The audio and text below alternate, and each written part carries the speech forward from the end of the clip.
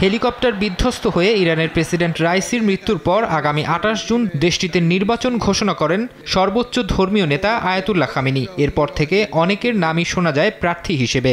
এবার আসন্ন প্রেসিডেন্ট নির্বাচনের জন্য ৬ জন প্রার্থীকে চূড়ান্ত অনুমোদন দিয়েছে ইরান। রোববার ইরান ইন্টারন্যাশনালের এক প্রতিবেদনে বলা হয়েছে, গার্ডিয়ান কাউন্সিলের অনুমতি পাওয়া ৬ প্রার্থীর সবাই পুরুষ এবং বেশিরভাগই বয়োজ্যেষ্ঠ সরকারি কর্মকর্তা।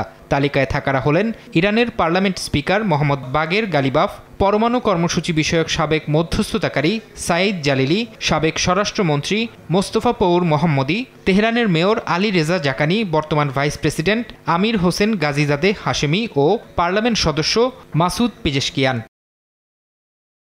তবে তালিকায় জায়গা হয়নি ইরানের সাবেক প্রেসিডেন্ট মাহমুদ আহমাদিনেজাদের। নির্বাচনের জন্য নিবন্ধন করলেও চূড়ান্ত প্রার্থী বাছাইয়ে বাদ পড়েছেন তিনি। নগদে ৫০০ টাকা বা তার বেশি পেমেন্টে পেতে পারেন ঢাকায় জমিসহ ২০ কোটি টাকার পুরস্কার।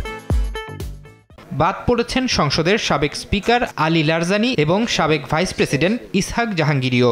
স্পষ্টবাদী আহমেদিনেজাদ ও লারিজানির মতো ব্যক্তিদের অযোগ্য ঘোষণা জনসাধারণের মধ্যে মিশ্র প্রতিক্রিয়ার সৃষ্টি করেছে।